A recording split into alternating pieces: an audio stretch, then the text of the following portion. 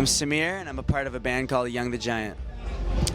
Yeah, we wrote Cough Syrup while we were living in Irvine, and it was before we'd gotten signed, before anything had really happened, and we were really just yearning to get out and do something different. So Cough Syrup, I really think, details that time for us, that frustration, that want to move out and do something different, even though something you feel is holding you back.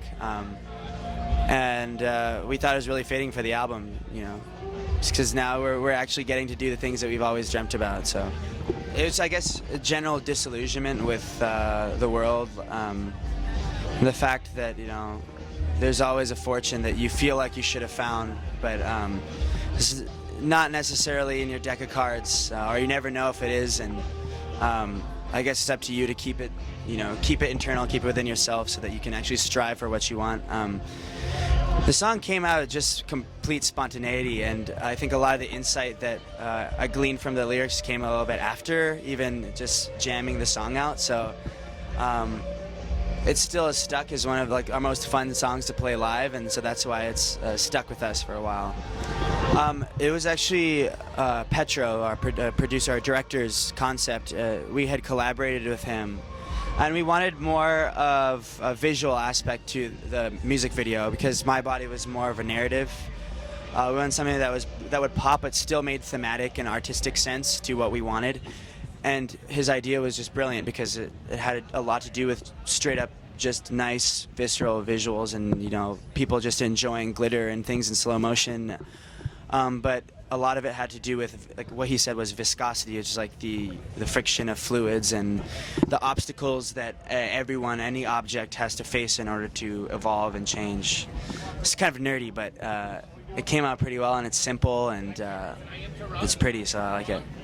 I think a lot of it has to do with the fact that we've been playing with each other for such a long time, that we feel very comfortable writing together, and I think the beards have a lot to do with the fact that we look a little older. But yeah, if I were to shave this off, which I haven't done in a very long time, I would look very young, and I feel like all of us would. So I mean, I guess any maturity that we have to a certain extent, although we don't want to be too mature, comes from just knowing each other for such a long time, and we've been playing with each other since we were 14 years old. So my grandmother was a classical singer, and my mother was a singer.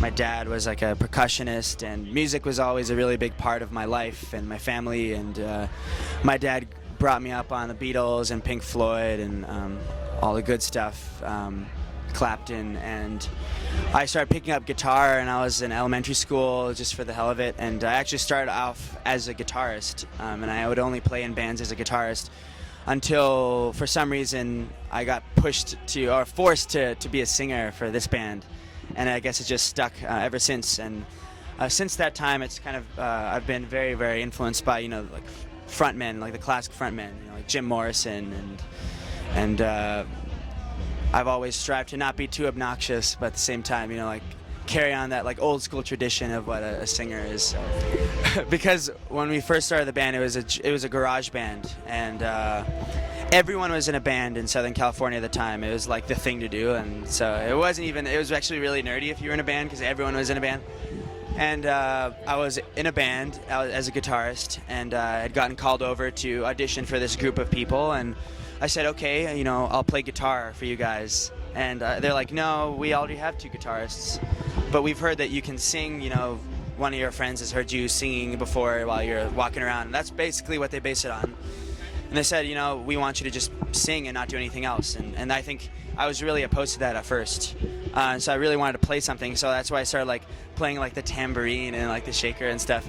It all came from that, just like that want to be playing something as well. It started out with just guitar. We have all met each other through different ways. I met Payam, our bassist, when I was in elementary school. We played soccer together a lot, so I'd known him since then, and we re-met once again in middle school.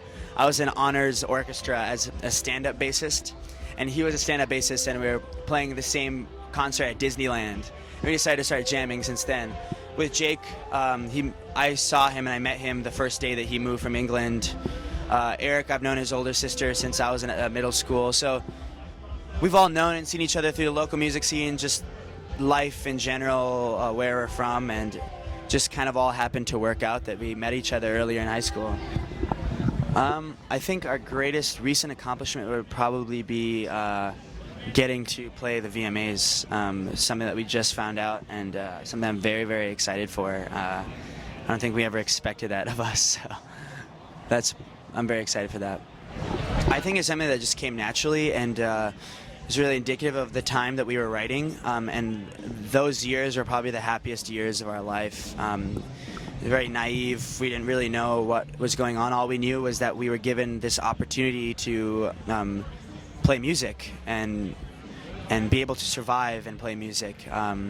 We'd all taken time off of school, and we moved to the beach together, and sure, there are a lot of things to bicker and complain about, and you know, one can't always be optimistic, but I think naturally the music came out as very happy and blissful, just because we were so fortunate, and that's where the writing came from. I don't think it's necessarily like just a stamp of what we'll always be doing, and I can't rule anything out because we write everything together, and it's all based on spontaneity and what we're feeling and what has been inspiring us these last couple months. And we've seen a lot of crazy things on the road, good and bad and horrible and disgusting, and so there are a lot of things to write about this next album, which I'm very excited for.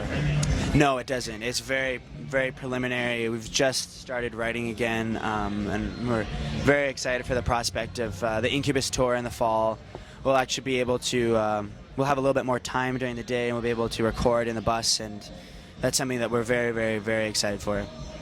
I think it was a big shock for everyone to go into Indonesia. I'm Indian, and I've been to Asia many times, and sadly grown very accustomed to the way things are there, and I guess you're bred and brought up when you live in a place like that to ignore everything, and obviously kids from America can come and complain about conditions somewhere else, and you can say how horrible things are, but in reality, some of the poorest, simplest people out there are the happiest people, and then that makes us look inward on ourselves and see if what we're doing, we know what we're doing is making us happy, but if we're actually taking that and we're not taking it for granted, and as well as just beautiful sights, meeting different, crazy, eccentric people all around the world, growing up together. And just starting to enjoy music again for the sake of being a music listener. That's a big part of it. I think you just got to keep it simple, do the things that you feel that fit you best, that are most natural to you. And a lot of it is, your hard work and skill, and some of it is luck. And you just have to be at the right place at the right time, so you have to play always at that place and always at any time, so that one time happens. And it'll work out if you keep on doing it.